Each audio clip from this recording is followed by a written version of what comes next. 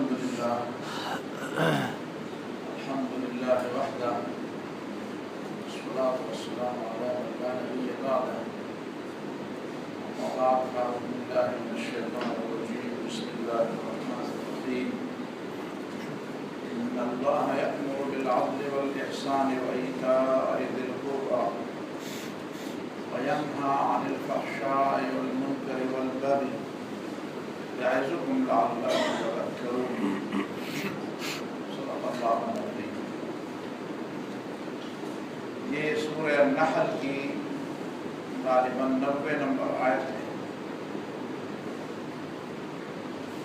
جس کو حضرت عمر فاروق رضی اللہ تعالیٰ عنہ اور حضرت عبداللہ بن مسعود رضی اللہ تعالیٰ عنہ نے اجمع آیت فی القرآن، پچھلے جمعے شاید میں نے اس کے لیے عادل کا لفظ استعمال کیا تھا، لیکن اصل لفظ اجمع آیت فی القرآن، قرآن مجید میں سب سے زیادہ جامع ترین آیت، جس میں کئی اہم باتوں کو جمع کیا گیا۔ ان اللہ یأمر بالعدل، اللہ حکم دیتا ہے کہ عدل کرو، حقدار کو اس کا حق دو، انصاف کرو۔ وَإِيتَاءِ ذِي الْقُرْبَى، اور رشتہ داروں کو ان کا حق دینے کا اللہ حکم دیتا ہے۔ وَالْإِحْسَانِ، ان اللہ یأمر بالعدل والإحسان، احسان کا مطلب حسن سلوک، حسن سلوک، اتباع سنت کی بات کی ہے اس میں، حسن سلوک اور کام کو بہتر طریقے سے انجام دینا۔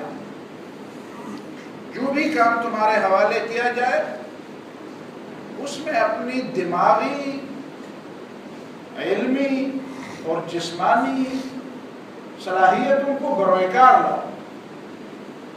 کوئی کام تمہارے ذمہ لگایا گیا اور تم نے اپنے جسمانی تمام صلاحیتوں کو، اپنی علمی صلاحیتوں کو اور اپنی قابلیتوں کو اس کو چھپا کے رکھا، اس کو بروئے کار نہ لایا، اس کا مطلب بگاڑ کرنا ہے۔ اس کا مطلب یہ ہے کہ آپ نے احسان کا سلوک نہیں کیا، آپ نے کام کو درست طریقے سے نہیں انجام دیا۔ یہ اللہ کا حکم ہے بالاحسان، اور اللہ کی عبادت میں احسان یہ ہے کہ اللہ کو حاضر و ناظر جان کر اس کی بندگی کی جائے۔ جو بھی عبادت کے کام ہوں، چاہے وہ اللہ کے حقوق سے متعلق ہوں، چاہے وہ بندوں کے حقوق سے متعلق ہوں، وہاں پہ یہ سوچا جائے کہ میں تو اللہ کو نہیں دیکھ سکتا، اللہ تو مجھے دیکھ رہا ہے۔ اور ایتاء ذی القربى، رشتہ داروں کو حقوق، اور خاص کر ان رشتہ داروں کو حقوق دو جو تمہیں برے لگتے ہیں، جو تمہارے ساتھ برا سلوک کرتے ہیں۔ سب سے زیادہ اجر اس میں ہے کہ جو رشتہ دار تم سے بگڑتے ہیں، تم سے برا سلوک کرتے ہیں، تم ان سے نالاں ہو، تم ان سے پریشان ہو، تمہیں پریشان کرتے ہیں، ان کو زیادہ حق دو، ان کی بھی مدد کرو، ان کے حق میں بھی کلمہ خیر کہہ دو، اپنے نفس پر پاؤں رکھ کر، اپنی انا کو پامال کر کے۔ یہ ایمان کے تقاضے ہیں۔ وَيَنْهَى عَنِ الْفَحْشَاءِ وَالْمُنْكَرِ وَالْبَغْيِ، اور اللہ تعالیٰ روکتا ہے لوگوں کو کہ رک جاؤ بے حیائی سے، ان چیزوں سے جنہوں نے اللہ اور اللہ کے رسولوں نے منع کیا۔ بے حیائی تو وہ بھی ہوتی ہے جو عقل کو بری لگتی ہے، عقل سمجھتی ہے کہ یہ کام غلط ہے، اس کو فحشا کہتے ہیں، اس کو عقل بھی برا سمجھے۔ منکر اس کو کہتے ہیں جس سے شریعت نے منع کیا۔ عقل جس چیز سے روکتی ہے اور عقل جن چیزوں کو برا سمجھتی ہے ان سے بھی روکو، اور شریعت جن چیزوں سے روکتی ہے اور قرآن و سنت جن چیزوں کو برا سمجھتے ہیں ان سے بھی رک جاؤ۔ وَيَنْهَى عَنِ الْفَحْشَاءِ وَالْمُنْكَرِ وَالْبَغْيِ، حد سے تجاوز کرنے کو بھی، جو حد سے آگے بڑھنے والے لوگ ہوتے ہیں، آج کل ہمارے ہاں انتہا پسندی کا ایک لفظ عام ہو گیا ہے، یہ اصطلاح عام ہو گئی ہے۔ وہ تو اسلام کو بھی انتہا پسندی کے طعنے دیتے ہیں، وہ تو مومنوں کو بھی انتہا پسندی کے طعنے دیتے ہیں۔ ان کے نزدیک تو مومن بھی انتہا پسند ہے، جو کہتے ہیں اللہ نے حرام کیا ہے، شریعت میں یہ چیز نہیں ہے، غلط ہے تو میں نہیں کرتا ہوں، شریعت نے یہ حکم دیا ہے تو میں کرتا ہوں۔ اس کو بھی لوگ انتہا پسندی کہتے ہیں۔ یہ انتہا پسندی نہیں ہے۔ تو قرآن میں یہ جو شدت پسندی آپ اس کو کہتے ہیں، قرآن نے سورہ بقرہ میں فرمایا والذین آمنوا اشد حبا للہ، اشد حبا، جو مومن ہوتے ہیں وہ اللہ کی محبت میں بڑا سخت ہوتے ہیں۔ دوسری جگہ تو قرآن نے صاف الفاظ میں فرمایا اشداء علی الکفار رحماء بینہم، کافروں کے بارے میں بڑے سخت ہیں۔ سخت کا مطلب یہ نہیں ہے کہ ان کو گالی دیتے ہیں، سخت کا مطلب یہ ہے کہ ان سے ملتے ہیں تو خامخواہ برا طرز عمل اختیار کریں۔ سخت کا مطلب یہ ہے کہ ان کی تہذیب کو نہیں اپناتے، ان کی فکر کو نہیں اپناتے، ان کی بود و باش کے زندگی کے طریقوں کو نہیں اپناتے، ان کی تہذیب کو نہیں اپناتے، ان کی باتوں کو دل میں جگہ نہیں دیتے کہ یہی بس جس طرح لوگوں نے ان پر ایمان لایا ہوتا ہے، ہمارے ہاں لوگوں میں بس مغرب پر ایمان لایا ہے۔ آپ 1000 بار کہہ رہے کہ اللہ اور اللہ کے رسول نے یہ فرمایا ہے، ان کے دماغ میں بات نہیں آتی۔ جب آپ کہتے ہیں کہ یورپ میں بھی ایسا ہو، اچھا یورپ میں بھی ایسا ہو رہا ہے، پھر تو ٹھیک ہے، پھر تو ٹھیک ہے۔ کفروا بالحق وآمنوا بالباطل، حق بات جب ان کے سامنے پیش کی جاتی ہے تو اس کا انکار کرتے ہیں، باطل بات ان کے سامنے پیش کی جاتی ہے تو اس کو فوراً مان لیتے ہیں، کہتے ہیں اچھا جب مغرب سے یہ بات ہے پھر تو ٹھیک ہے، جب انگریز اس طرح کرتے ہیں تو پھر تو ٹھیک ہے۔ مجھے ایک دوست نے بتایا ہے کہ علاقے میں ایک ہوٹل میں انگریز بھی چائے پی رہا تھا، ایک مسلمان بھی پی رہا تھا، تو انگریز کو چائے گرم لگی تو ہوٹل والے کو کہا ادھر آ جاؤ، کہتے ہیں تھوڑا سا برف لے آؤ، تو برف لے آیا اور پیالی میں اس نے ڈال دی۔ تو ساتھ جو مسلمان بیٹھا تھا، پختون بیٹھا تھا، تو اس نے کہا اس کو گالی گان کی بچیا، ایسے ایسے تمہاری ایسی تیز، میرے لیے کیوں برف نہیں لائی؟ اس نے کہا بس تمہیں برف کی ضرورت ہوگی تو تم بتا۔ کہتے انگریز ہے اس لیے اس کے لیے لاتا، کہتے اس نے تو کہا میں گرم چائے نہیں پی سکتا تو برف نہیں لا۔ عام طور پر تو ہم گرم چائے پیتے ہیں، یہ دماغ میں بیٹھا ہوا ہے، دماغ میں انگریز بیٹھا ہوا ہے۔ آپ 1000 بار ان کو کہہ دیں کہ تم آزاد ہو، نہیں آزاد نہیں ہے، غلام ہے، ذہنی غلام ہے، ذہنی غلام ہو۔ میں نے آپ کو لطیفہ سنایا تھا، ہمارے ایک استاد کہا کرتے تھے عرب میں ایک آدمی ملازمت کرتا تھا، نوکری کرتا تھا، کسی نے شرارت کر کے اس کو خط بھیجا کہ تمہاری بیوی بیوہ ہو گئی ہے، خزر کو نشے ہوئے، تو وہ بیچارہ روتا ایک پاس جاتا تھا، دیروں میں لوگ ہوتے ہیں نا، حجروں میں لوگ کہتے ہیں میں تو غرق ہو گیا، کہتے کیوں غرق ہو گیا؟ کہتے میری بیوی بیوہ ہو گئی۔ تو خدا کا خوف کرو، جب تم زندہ ہو تو تمہاری بیوی کیسے بیوہ ہوتی ہے؟ وہ تو تم مرو گے تو تمہاری بیوی بیوہ ہو جائے گی۔ کہتے یار تم دیکھو نا، موت کی بات ہے، میت ہے، اور تم اس کو مذاق بناتے ہیں، ترس بھی نہیں آتا مجھ پر، مذاق بناتے۔ لوگوں نے سمجھا جھوٹ بولا جس نے بھی تمہیں یہ خط لے گئے، تو جھوٹ نہیں بولا، وہ فلان سردار کا بھی، نمبردار گاؤں کے نمبردار کا بھی اس پہ دستخط ہے، وہ تو جھوٹ نہیں بولتا۔ بس انگریز جھوٹ نہیں بولتے، انگریز جو کچھ کرتے ہیں، مغرب والے جو کچھ کرتے ہیں وہ ٹھیک کرتے ہیں۔ خدا کا خوف کرو، خدا کا خوف کرو، اللہ پر ایمان لے آؤ۔ یہ تو میں مانتا ہوں کہ تمہارے دل ٹوٹے ہوئے ہیں۔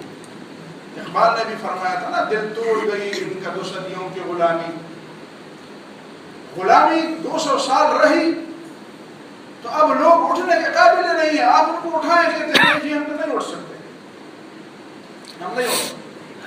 اب 1000 بار ان کو کہہ رہے کہ آپ آزاد ہیں، کہتے ہیں کیسے آزاد ہیں؟ دماغ جب غلام ہے، ذہن جب غلام ہے، فکر جب غلام ہے، دل جب غلام ہے۔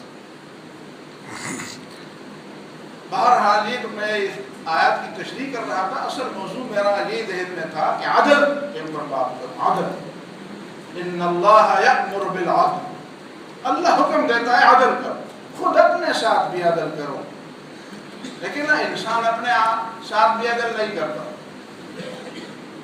اللہ اور رسول مہربان ہے، اللہ بھی مہربان ہے، رحمان و رحیم ہے. پیغمبر کے لیے بھی اللہ نے رحیم کا لفظ استعمال کیا، بالمؤمنین رؤوف مہربان ہے. تو نبی صلی اللہ علیہ وسلم نے فرمایا ان لنفسک علیک حقا، تمہارے نفس کا بھی تمہارے اوپر حق ہے، اپنے نفس کا حق ادا کرو. وَإِنَّ لِزَوْرِكَ عَلَيْكَ حَقًّا، تمہاری ملاقات کے لیے جو آتا ہے اس کا بھی تمہارے اوپر حق ہے. وَإِنَّ لِضَيْفِكَ عَلَيْكَ حَقًّا، تمہارے مہمان کا بھی تمہارے اوپر حق ہے. وَإِنَّ لِعَيْنِكَ عَلَيْكَ حَقًّا، تمہاری آنکھوں کا بھی تمہارے اوپر حق ہے. وَإِنَّ لِزَوْجِكَ عَلَيْكَ حَقًّا، تمہاری بیوی کا بھی تمہارے اوپر حق ہے.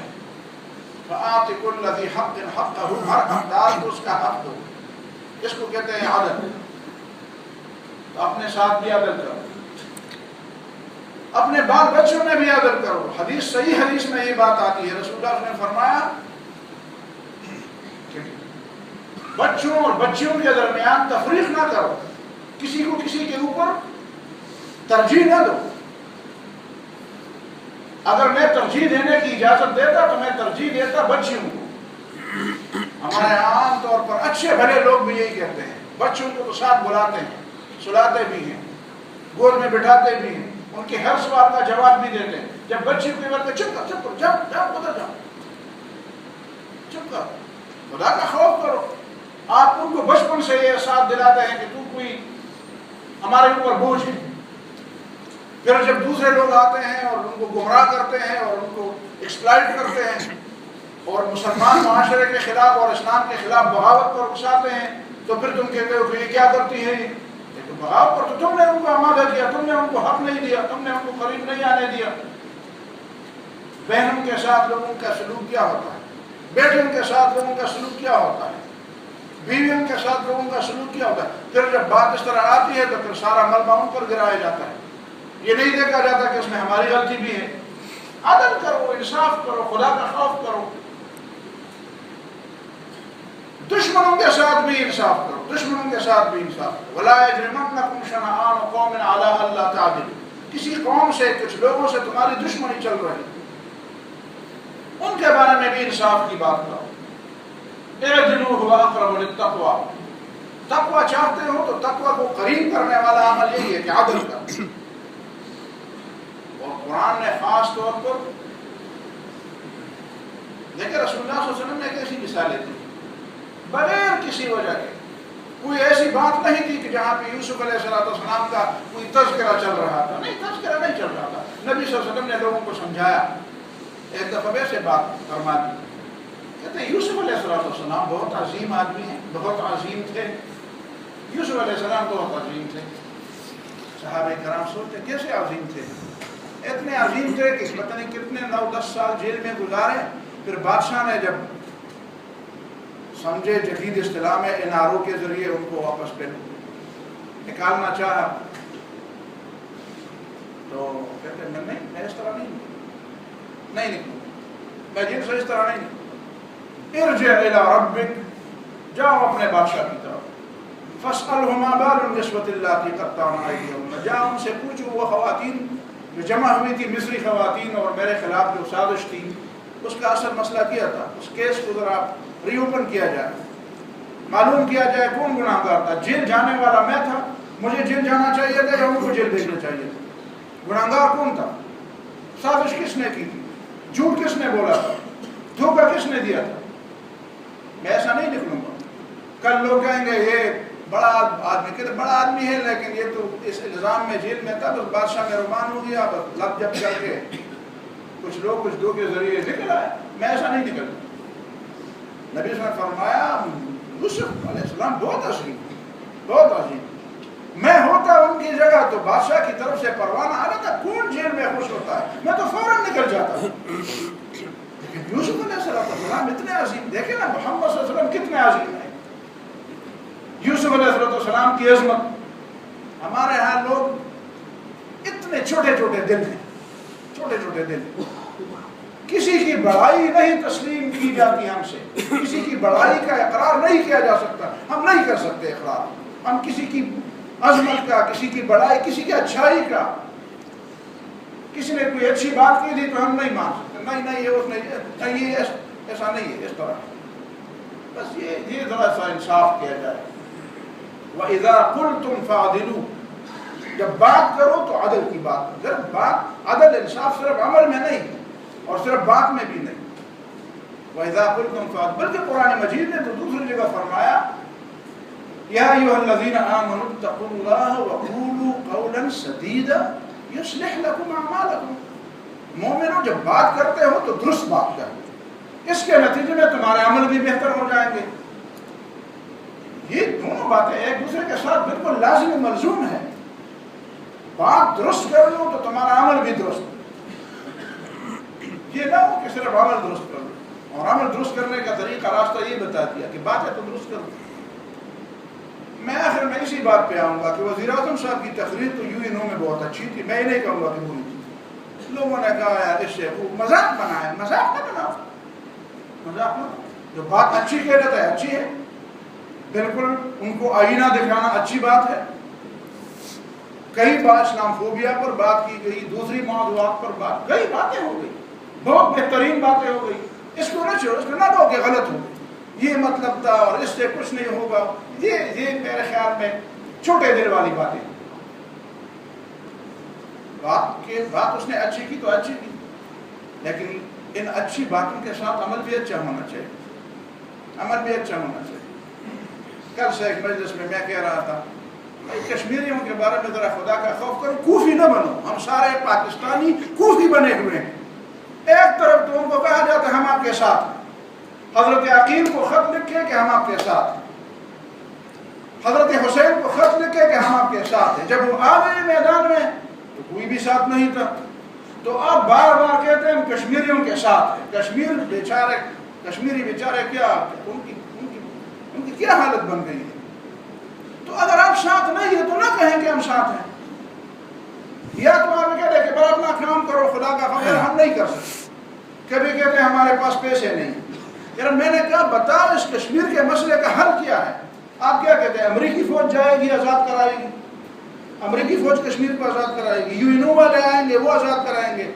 کون آزاد کرائے گا بھائی؟ آپ کہتے ہیں کہ ہم ان کے ساتھ ہیں، آپ کے ہمسائے ہیں.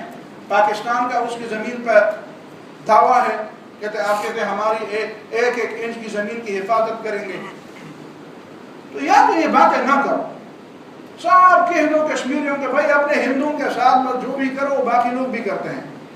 آپ نہیں دیکھتے ان میں واقع سارے کانگریسی حضرات، سارے کانگریسی مولوی صاحبان وہ سب کہتے ہیں بھائی ہم مودی کے ساتھ ہیں. تم بھی کشمیری بھی کہتے ہیں ہم مودی کے ساتھ ہیں. وہ جانے ان کا کام جانے. لیکن اگر آپ کہتے ہیں کہ میں تمہارے ساتھ ہوں، میں ایک ساتھ آدمی ہے وہ عبداللہ، وہ بار بار دوسرا اس کو مکے دیتا ہے، سر پر مارتا ہے، لاتے دیتا ہے، اور میں کہتا ہوں پرواہ نہ کرے میں تمہارے ساتھ ہوں. اس کا مطلب ہے کہ میں تمہارا تماشا دیکھنے کے لیے تمہارے ساتھ ہوں.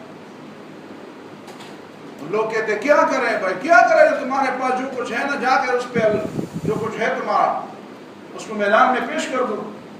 کہتے کہ اچھا یہ تو بہت لمبی بات ہو جائے گی.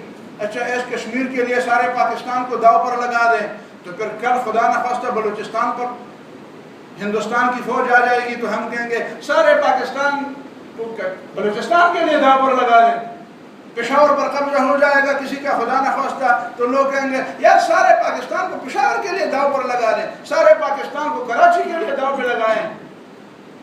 یہ کون سی بات ہوئی؟ میں سمجھتا ہوں، میں بالکل درست کہتا ہوں. تقریر آپ نے بہت اچھی کی، مجھ سے بھی اچھی کی. میں تو کوئی سی تقریر نہیں کر سکتا. آپ نے بہت اچھی تقریر، اس کو داد دینی چاہیے. لیکن خدا کا خوف کریں، کشمیریوں کے مسئلے کا کوئی حل نکالیں.